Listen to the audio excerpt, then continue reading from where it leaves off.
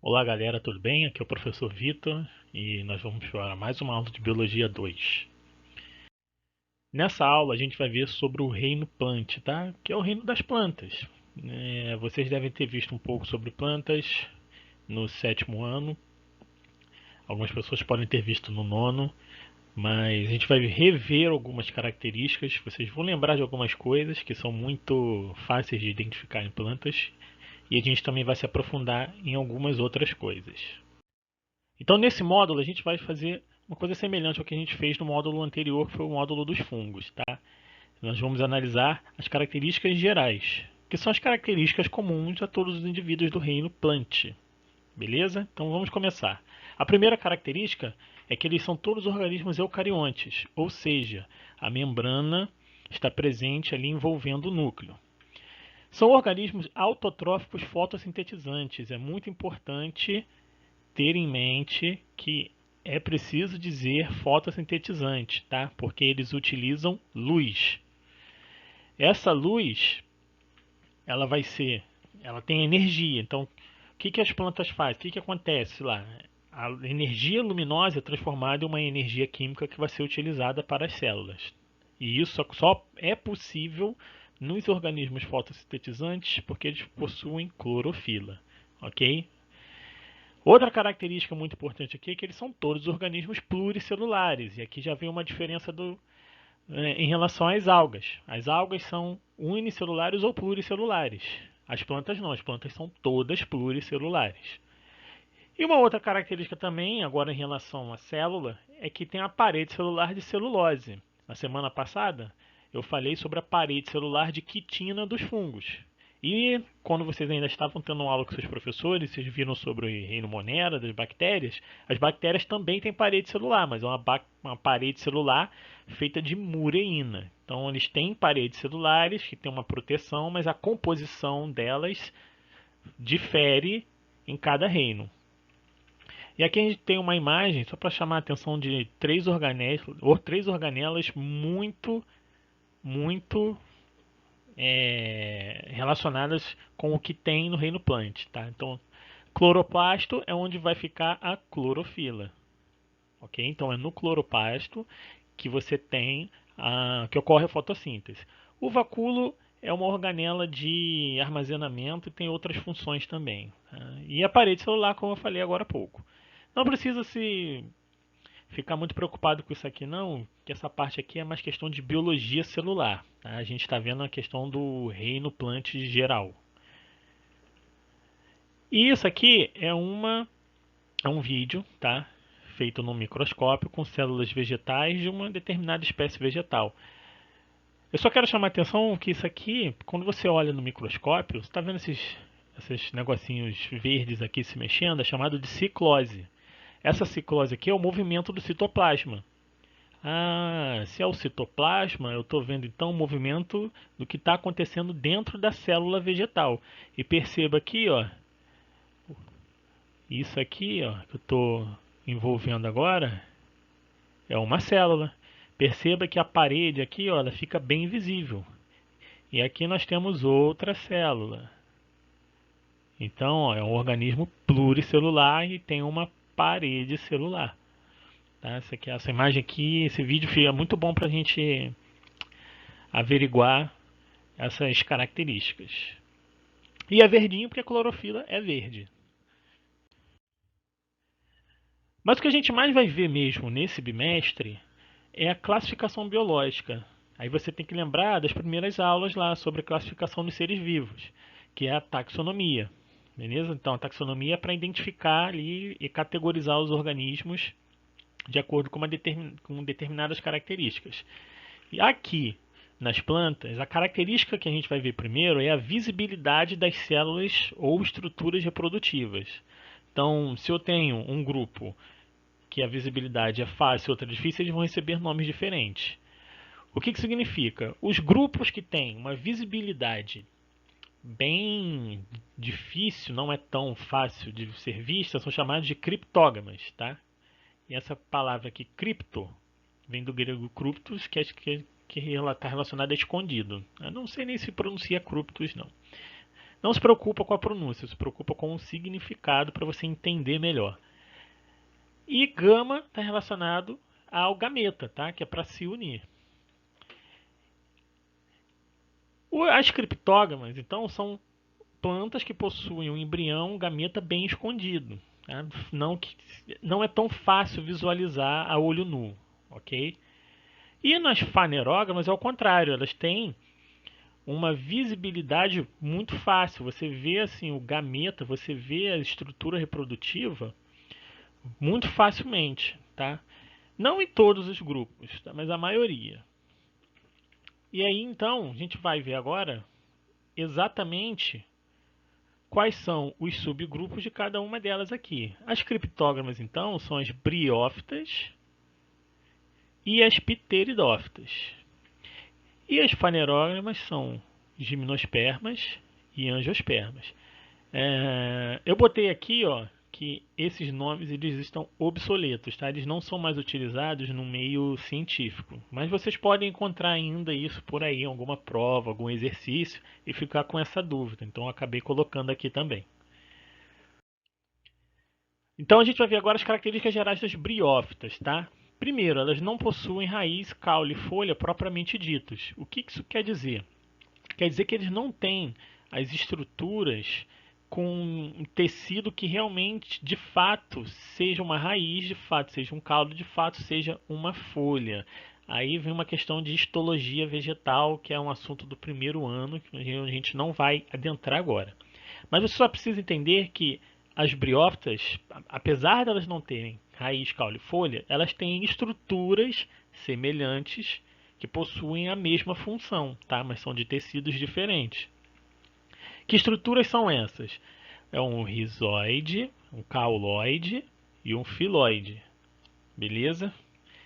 Que mais? Ó, ausência de vasos condutores de seiva. O que são os vasos condutores de seiva? Primeiro, vamos pensar o que é seiva. Seiva é o que está relacionado aos nutrientes da planta, tá? Aquilo que ela retira do solo e aquilo que ela também produz, certo? Então, o transporte pelo corpo, pela estrutura das briófitas, ele é realizado de uma forma diferente. Tá? Aí você pode estar se perguntando de que forma então que é realizado, já que você não tem um vaso condutor para ficar transportando isso, de que forma então elas fazem esse transporte? E aí você tem que lembrar de um assunto que também é do primeiro ano, que é chamado de difusão. Tá? A difusão é quando você tem um transporte de substâncias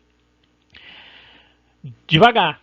Por que é devagar? Porque ele depende da concentração. Então vai sempre do meio onde está mais concentrado para onde está menos concentrado. E então esse transporte é lento. Então ele é de célula a célula. Você não tem uma estrutura de transporte que faça uma distribuição eficiente nas briófitas. Então o transporte de nutrientes é por difusão. Os principais exemplos de briófitas são os musgos e as hepáticas. E aqui, ó, é uma foto, uma imagem real de briófitas reais. Tá? E aí você pode estar se perguntando, mas professor, você não falou dessa estrutura aqui, ó, que está aqui na foto também. O que é isso? E aí a gente vai ver que isso aqui está relacionado. E aí então a gente vai ver que essa estrutura ali, ela está relacionada ao ciclo reprodutivo das briófitas. Então, quando a gente pensa em briófita, você tem que pensar que existe um organismo masculino e um organismo com estrutura feminina, tá? A gente vai chamar eles de gametófito, ok? Gameto, porque ele produz gameta, e o fito, essa partezinha aqui, fito, é porque é uma planta, tá? Vegetal. Então, você tem um gametófito masculino que tem que fecundar um gametófito feminino. Então, esse gametófito masculino aqui, ó, percebam que ele vai liberar os gametas, tá? Os gametas até chegar lá na região feminina, para que haja a fecundação. Essa fecundação, ela só ocorre na água. Por que na água? Porque esses gametas aqui, eles são flagelados, eles têm que nadar, tá? por isso que a gente diz que as briófitas elas são dependentes da água para a reprodução, porque os seus gametas são flagelados e, sendo assim, eles precisam nadar até o gametófito feminino. E o que acontece depois da fecundação? Começa a crescer aquela estrutura que a gente viu na foto do slide anterior, tá? Que é chamado de esporófito. Eu estou botando aqui o 2N para você lembrar do que você está estudando também em genética com o professor de biologia 1 e o que você já viu no primeiro ano. Lembra que quando você tem uma reprodução de dois organismos haploides, que é chamado de N, haploide é que só tem um conjunto de cromossomos, quando você junta um conjunto com outro conjunto, você forma dois conjuntos de cromossomos, você forma um organismo, então, diploide. Então, o gametófito é haploide e o esporófito, que surge após a fusão dos gametas, após a fusão das células haploides, então ele é diploide.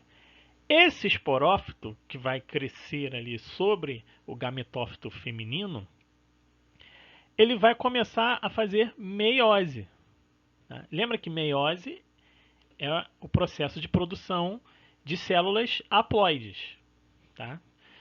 E então ele começa a liberar esporos no ambiente. Esses esporos vão ser femininos ou masculinos e vão começar a cair no ambiente até ter uma germinação. Então, com essa germinação, o esporo feminino vai dar origem ao gametófito feminino, porque o esporo é N, tá? Ó, o esporo é N. Então você tem um N feminino e você tem um N masculino. O N feminino, o esporo feminino, vai cair, vai germinar, vai se tornar um gametófito feminino. E o masculino, então, vai se tornar um gametófito masculino, certo?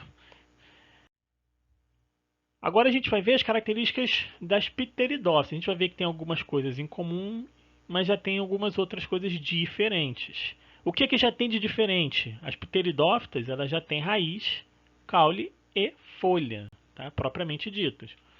Isso significa, então, que as pteridófitas elas já possuem os vasos condutores de seiva, ok? Esses vasos condutores aqui são o xilema e o floema. Tá? O xilema transporta água e sais minerais e o floema transporta os carboidratos e outras substâncias. Isso aqui, então, essas características, elas são chamadas de novidades evolutivas. Por que é uma novidade evolutiva?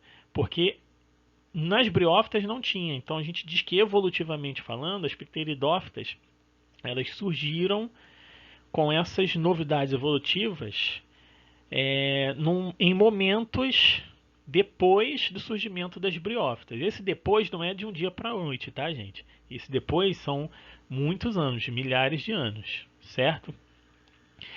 E aí, essas novidades evolutivas aqui, tanto a presença de raiz, caule e folha, quanto a presença de vasos condutores de seiva, facilitam o transporte de nutrientes, diferente das briófitas, que o transporte era por difusão, era lento. Aqui nas pteridófitas é mais rápido.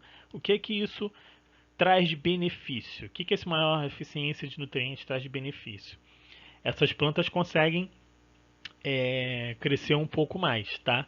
Aqui é um esqueminha mostrando como é que funciona o transporte de xilema e de floema, tá? O transporte de seiva bruta e de seiva elaborada. A seiva bruta é transportada pelo xilema, tá? Então, seiva bruta é transportada pelo xilema.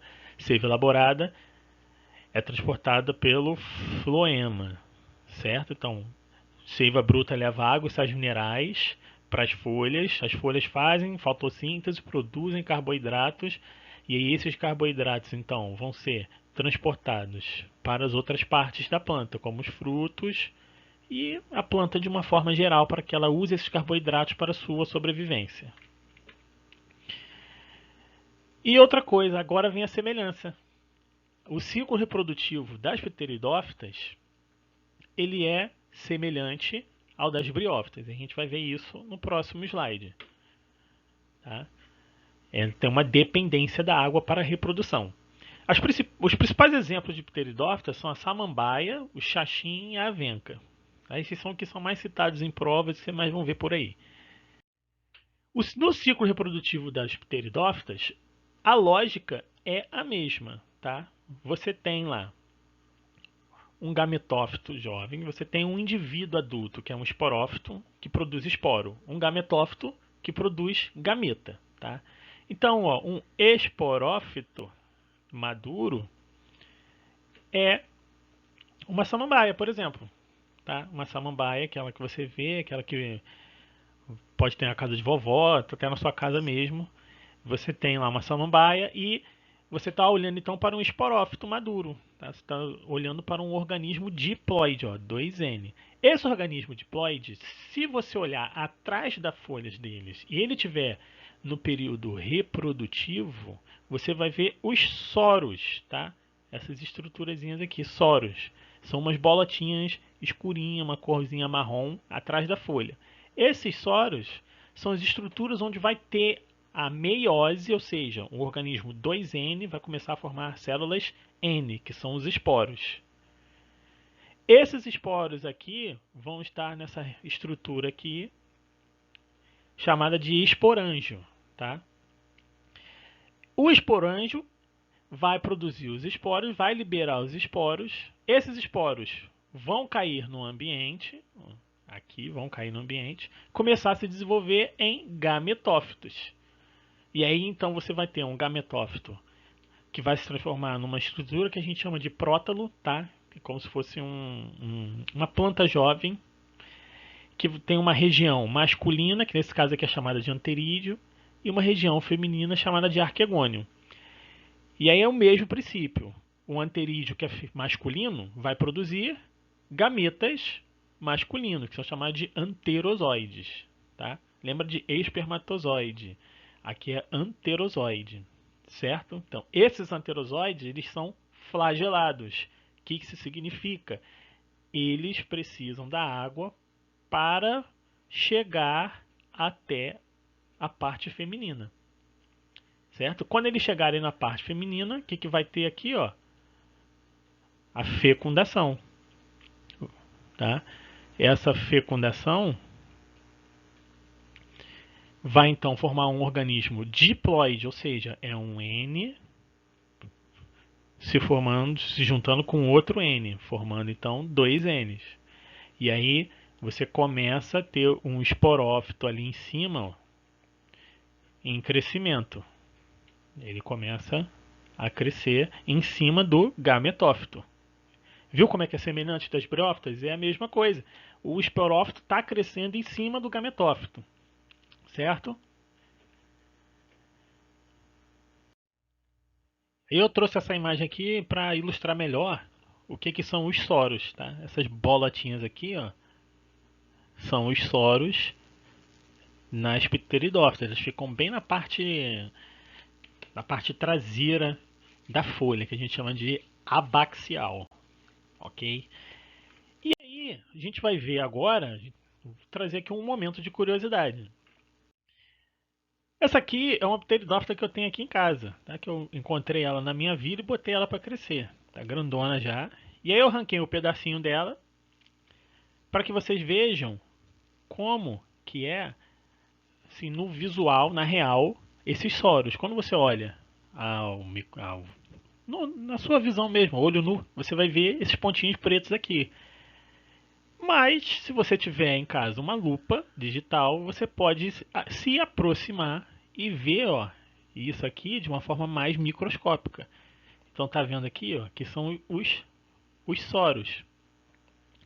Esses soros, dentro deles, tem muitos esporos que, conforme vai passar o tempo e algumas condições climáticas, como água e vento, esses soros vão se soltando. E aí, se ele encontrar um ambiente propício para crescimento, ele vai crescer. Bom, agora a gente vai ver sobre as gimnospermas, tá? Que é um próximo grupo. E aí as características gerais delas são: elas possuem raiz, caule e folhas, tá? Assim como as pteridófitas. Elas também possuem vasos condutores de seiva, o xilema e o floema. Então, aquela novidade evolutiva que surgiu nas pteridófitas, ela continua sendo propagada aqui nas gimnospermas. Agora, como novidade evolutiva, elas possuem a produção de grãos de pólen. O que é o grão de pólen? O grão de pólen é onde vai estar ali a produção do gameta masculino, tá? Esse gameta masculino, na próxima slide, a gente vai ver que ele participa da formação do tubo polínico, da polinização na sua reprodução. Então, a gente vai ver que esse grão de pólen aqui, ele não é exclusivamente propagado pela água. Ele também pode ser propagado pela água, mas ele vai ser mais pelo ar. Uma outra novidade evolutiva é a presença de sementes. Sementes são as estruturas ali que vão estar carregando o embrião, tá? Que vai surgir quando esse grão de pólen aqui encontrar uma região feminina. Então a gente pode dizer que grãos de pólen e sementes são as novidades evolutivas que surgiram no grupo das gimnospermas. Essas novidades evolutivas, então, elas trouxeram independência da água para a reprodução. E a gente vai ver isso melhor no próximo slide. Tá? Os principais exemplos são a araucária, sequoia, cipestre. Ok? Então aqui eu estou trazendo para vocês aqui um exemplo de uma araucária, tá? Que é uma gimnosperma. É interessante pensar o seguinte, isso aqui é uma planta muito comum de ambientes frios, tá? De ambientes frios ou de ambientes com uma altitude um pouquinho maior, não muito alto não, assim, não uma altitude muito grande não, mas uma altitude também não de zero. Tá? Você pode ver, quem for ao sul, Paraná, Santa Catarina, essa árvore ela é muito presente, muito presente. É muito fácil você encontrar araucárias na região sul do país. Então aqui no ciclo reprodutivo das gimnospermas, a gente vai ver como que acontece essa independência da água, tá? Essa polinização ela pode acontecer pelo vento ou por animais. Como é que funciona? Você tem lá um indivíduo maduro, tá? A árvore em si é um esporófito. Ele é 2N, ou seja, ele é diploide e ele pode fazer meiose. Ele vai fazer meiose nas suas estruturas reprodutivas, tá? Que são os estróbilos. Tá? Então, as estruturas reprodutivas das gimnospermas são chamadas de estróbilos. Então, você tem um estróbilo masculino, tá? E você tem um estróbilo feminino. O estróbilo masculino é o que produz os grãos de pólen, tá? N. Então é no estróbilo masculino que ocorre a meiose. Tá? Então aqui ó, acontece a meiose. Essa meiose também vai acontecer na região feminina, que é o estróbilo feminino. O estróbilo feminino vai produzir lá um óvulo N. Então o grão de pólen tem que fecundar o óvulo e aí ele vai começar a desenvolver aqui o tubo polínico para que haja o encontro dos gametas. Ou seja, agora já não é mais pela água, tá? Esse encontro dos gametas, esses estróbilos aqui, eles liberam os grãos de pólen no ar e aí ele vai viajar aí pelo ar. E aí quando eles encontrarem uma outra planta, esse grão de pólen encontrar o óvulo de uma outra planta, vai começar a ter toda essa sequência aqui, ó, até desenvolver o tubo polínico. Do tubo polínico vai acontecer lá a fecundação. E o que acontece quando você une o indivíduo N com o indivíduo N? Vai formar um embrião 2N.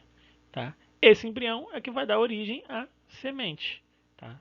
Então, a semente vai estar envolvendo o embrião.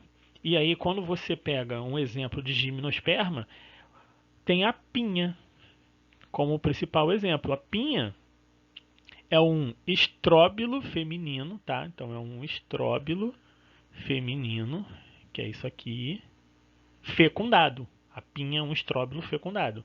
E isso que você está vendo aqui, ó, cada um desses aqui é uma semente. Então, repare quantas sementes tem aqui. E essa pinha aqui é dos alimentos vegetais mais consumidos na região sul do país. Por que na região sul? Porque lá tem muito mais araucárias que outras regiões do país. E continuando o ciclo, uma semente, quando cai num lugar propício para crescer, o que vai dar origem? Vai dar origem a um esporófito em desenvolvimento e assim você recomeça o ciclo. Tá? Recomeçando o ciclo aqui, nessa parte. Certo? E agora as angiospermas. Quando a gente pega nas angiospermas, a gente vai ver que elas têm todas essas características evolutivas que a gente falou até agora. Elas possuem raiz, elas possuem caule e elas possuem folha. Elas possuem os vasocondutores de seiva, xilema e floema. Elas possuem grãos de pólen, elas possuem sementes. Tá? Grãos de pólen e sementes. Só que agora tem uma novidade evolutiva, que são as flores e os frutos. Tá? E essas duas novidades aqui são o que vai trazer para a angiosperma assim, uma grande quantidade de vantagens em relação às plantas anteriores. Tá? Por quê? Vamos ver aqui algumas delas, que são as principais. Primeiro, vai ter uma fecundação mais eficiente. O que isso quer dizer? As flores vão ser os órgãos reprodutivos. E aí, quando você pensa numa flor, pensa numa rosa, tá? Que é bem atrativa. Pensa numa flor produzindo uma grande quantidade ali de grãos de pólen. E aí essa grande quantidade de grãos de pólen vai ser propagada por vários meios, tá? Pelo ar e por animais polinizadores, que a gente vai falar melhor daqui a pouco. Ele tem uma maior facilidade de dispersão de sementes. Por quê? Porque essas sementes vão ficar dentro dos frutos, tá? E os frutos, então, eles são atrativos para vários animais. Então, o animal, quando vai comer um fruto, ele geralmente pode ter dois caminhos. Ele pode também comer uma semente ou ele pode se desfazer da semente. De qualquer forma, um animal geralmente não come o fruto ali perto da árvore. Ele vai levar para outros ambientes distantes daquela árvore. O que isso faz para a árvore? Qual é a vantagem que isso traz evolutivamente para a árvore? Essa semente ela pode germinar em outro lugar. Então essa espécie, essas angiospermas, elas podem conquistar, elas conquistaram vários continentes. Elas são os que têm a maior diversidade, justamente por essas facilidades de dispersão tanto das sementes quanto do pólen. Os embriões também estão mais protegidos, tá? Por quê? Porque eles vão estar dentro de uma semente que está dentro do fruto. Ok? Então, você vê aí, são várias proteções. Tá? Eu esqueci de falar que tem animais que podem acabar comendo esses frutos e não digerem a semente. Não digere a semente. A semente passa por todo o trato intestinal lá, toda a parte da digestão do animal e vai sair nas fezes. E aí esse animal vai defecar em algum lugar distante da planta e aquela semente ali, ao sair pelas fezes, ela pode acabar germinando. Então você vê aí como que isso também é uma ótima vantagem evolutiva para você dispersar, para você conquistar diferentes ambientes. E uma outra característica aqui é a maior variedade. Né? Então essa maior variedade está relacionada a todas essas características anteriores. Por quê? Porque você vai ter cada vez mais indivíduos se propagando, cada vez mais indivíduos se reproduzindo. E aí essa reprodução, ela vai estar ali favorecendo o que vocês estão vendo em genética, em Bio1, que é a recombinação gênica, é o crossing over. Tá? Então quanto mais indivíduos ali estiverem se reproduzindo sexuadamente, maiores são as chances de você estar fazendo ali uma recombinação gênica, gerando organismos cada vez mais diferentes, com mais variedades. Certinho? Então, a gente diz que as angiospermas são os que tiveram o maior sucesso evolutivo. Essa frase aqui, essa afirmação é muito importante. Você tem que associar ela a todos esses fatores que a gente falou agorinha. Aqui então a gente vai ver a estrutura das flores, tá? E aí a gente vai ver também que a estrutura floral ela traz uma vantagem muito grande para as angiospermas. Elas têm uma parte masculina, tá? Você pode ter uma planta que tem uma flor masculina. E aí a gente tem essa parte masculina aqui que se chama androceu, tá? Androceu, então é a região masculina da flor. Eu posso ter então uma flor que ela só tem a região masculina, tá? Ou eu posso ter uma flor que só tem a região feminina. E aí então ela vai ter uma região chamada de gineceu, que é a região feminina. Tá? Então eu posso ter uma flor só masculina, ou posso ter uma flor só feminina, e também posso ter uma flor completa, que é uma flor hermafrodita, porque é uma flor que tem aqui as duas partes, a parte masculina e a parte feminina. Tá? Então essas flores aqui você também pode encontrar elas como uma flor bissexual, tá? Porque ela tem os dois tipos de sexo. É, é importante também lembrar que numa flor você tem as pétalas e as sépalas. Só que, mais uma vez, você também pode ter flores que só tem a pétala, não tem a sépala. Ou você pode ter flores que só tem a sépala, mas não tem a pétala. E aí você tem então, perceba a grande variedade de flores que existem. Tá? Quando você tem pétala, sépala, androceu e gineceu, a gente diz que ela é uma flor completa. Tá? Você pode também encontrar por aí em outros sites, livros, que você está falando sobre os 4 verticilos de uma flor. Tá? Então, quais são os 4 verticilos? É a pétala, sépala, o gineceu e o androceu. O conjunto de pétalas, assim, por curiosidade, é chamado de corola. E o conjunto de sépalas, tá, é chamado de cálice. Certinho? Aqui é uma imagem de uma flor do limão. Tá? Essa aqui é uma flor do limão. Então perceba, ó, que ela tem aqui, ó, aí muitas regiões masculinas. Tudo isso aqui, ó, todas essas aqui que eu estou circulando aqui são partes masculinas para produzir grão de pólen, tá?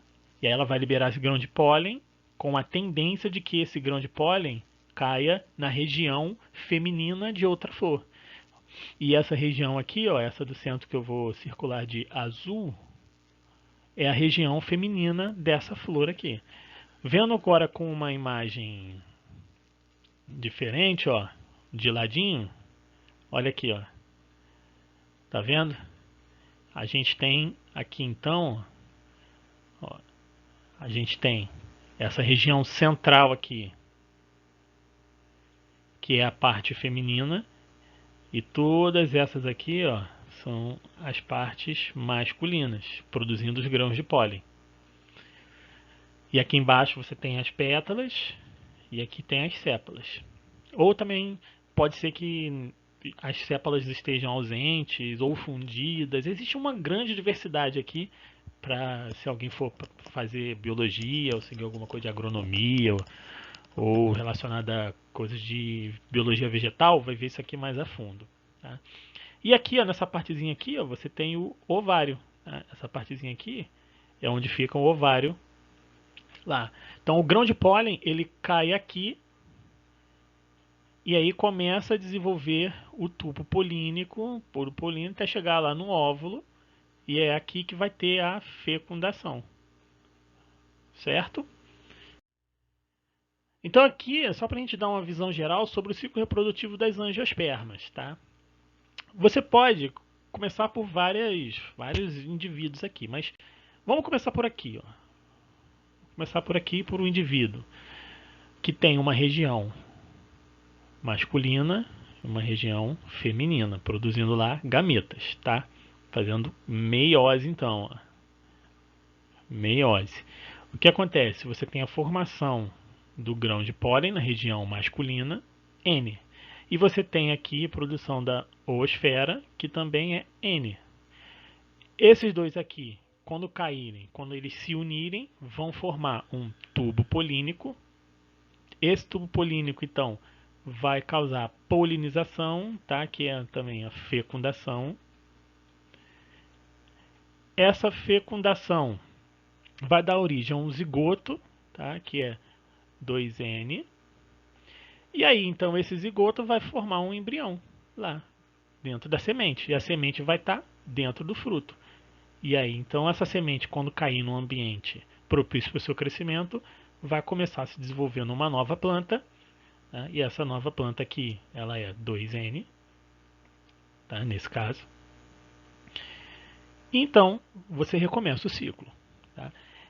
É importante pensar o seguinte, se vocês forem ver um livro, um outro lugar para consulta, vocês podem ver que dentro desse ciclo reprodutivo aqui, das angiospermas e de todos os outros que a gente viu, existem subetapas, existem outras etapas por dentro dessa daqui. Tá? Então esse aqui que eu estou mostrando para você não é um ciclo bem detalhado, é um ciclo resumido. Tá? Se você tiver com uma curiosidade para ver os ciclos detalhados, eu posso ajudar vocês, posso te passar um outro arquivo, tá? Mas para as nossas aulas, para o nosso foco, não vai ser necessário.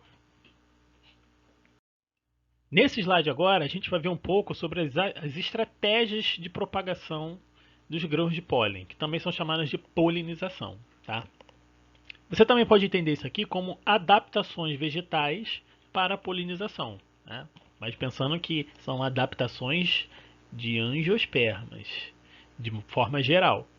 Então a gente tem a polinização hidrófila. O que é uma polinização hidrófila? É quando você tem uma dispersão dos grãos de pólen pela água, tá? Que é o menos comum. Okay? Porque a gente já viu que dispersão pela água, encontro dos gametas pela água, não é propício para uma vida terrestre. Tá?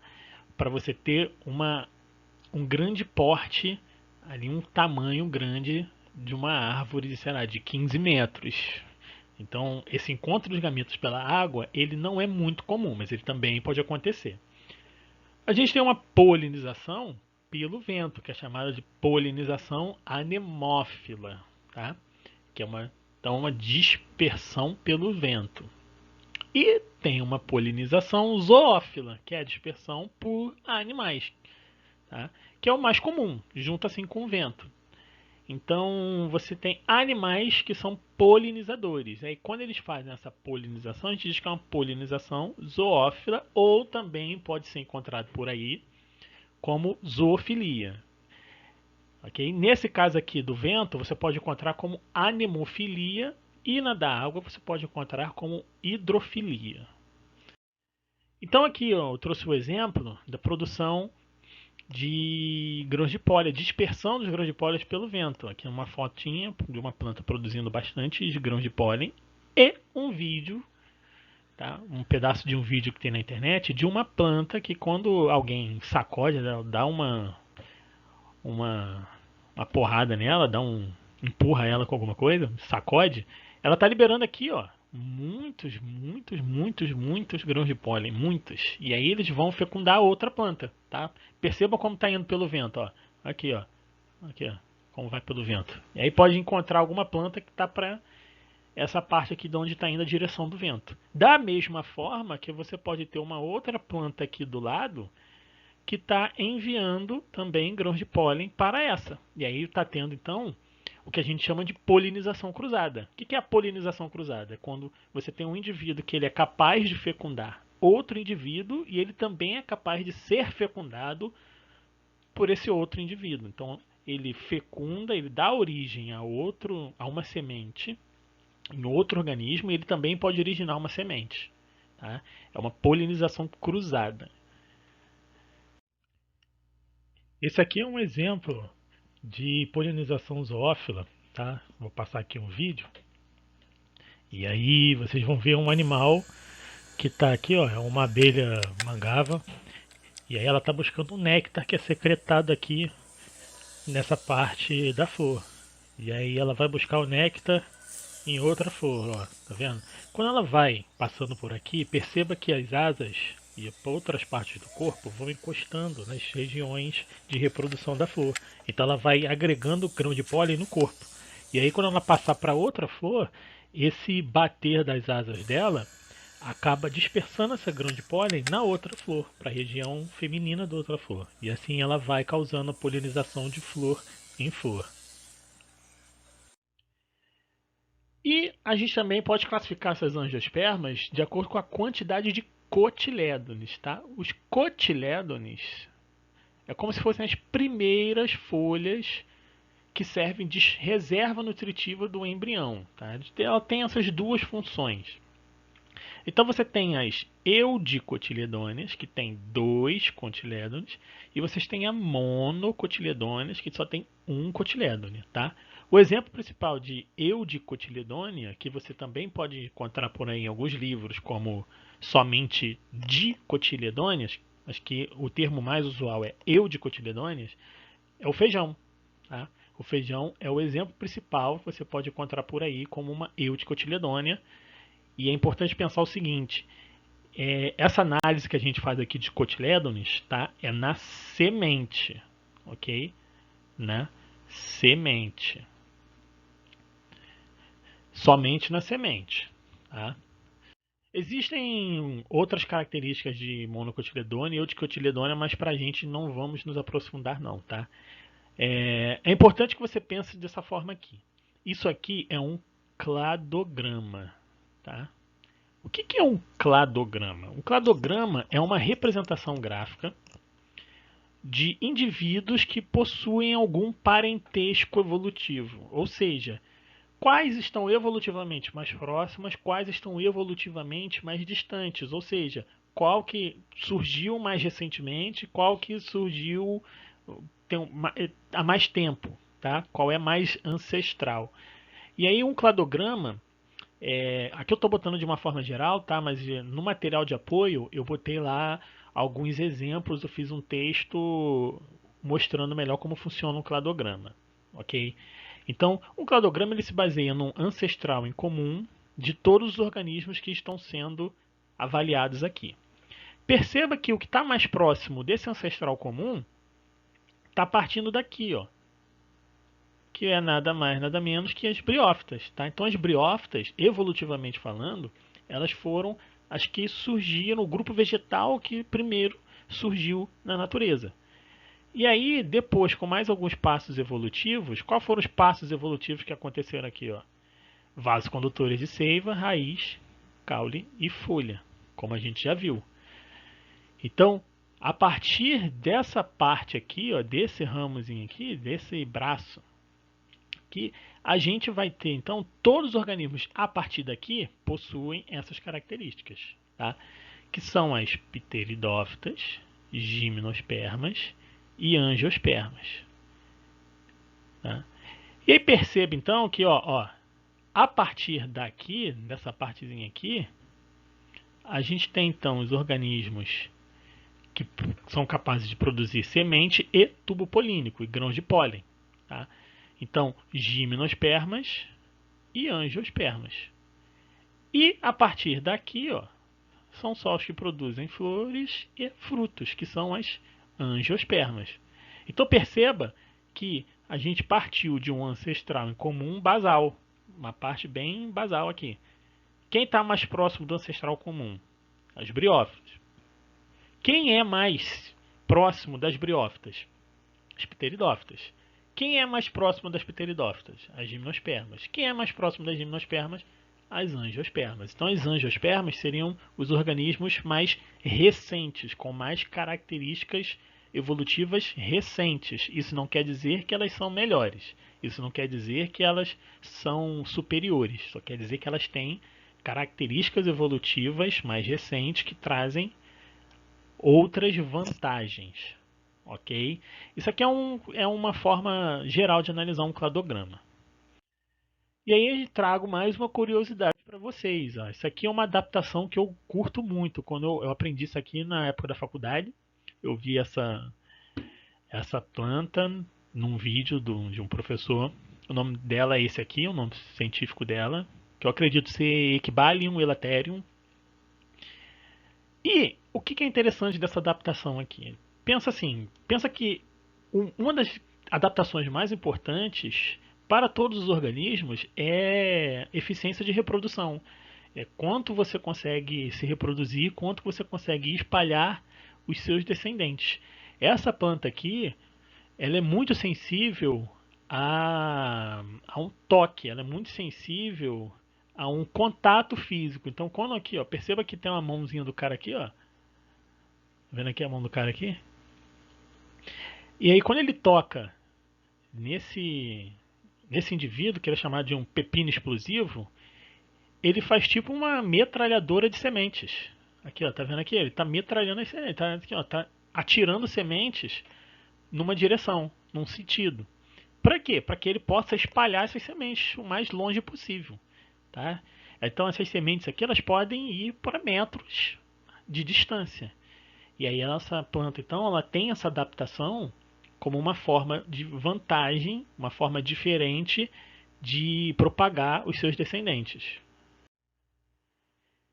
E então o reino plant, a gente vai falar agora de um pouquinho de diversas importâncias, tá? Primeiro, pensando numa forma de importância ecológica. Eles são base da cadeia alimentar, ou seja, eles servem como alimento para diversos organismos, inclusive para nós. Eles também são muito utilizados como uma residência para outros organismos, tá? Que a gente chama isso de inquilinismo, é um tipo de relação ecológica. Se você não estudou relação ecológica no primeiro ano, não tem problema, tá? Vocês vão rever isso um pouquinho ao longo das outras aulas do ensino médio. E outra coisa, elas também favorecem o clima, porque elas mantêm as taxas de oxigênio e gás carbônico equilibradas. Além disso, as plantas favorecem o que a gente chama de rios voadores. Tá? O que são os rios voadores? São grandes quantidades de vapor de água que dão origem a chuvas.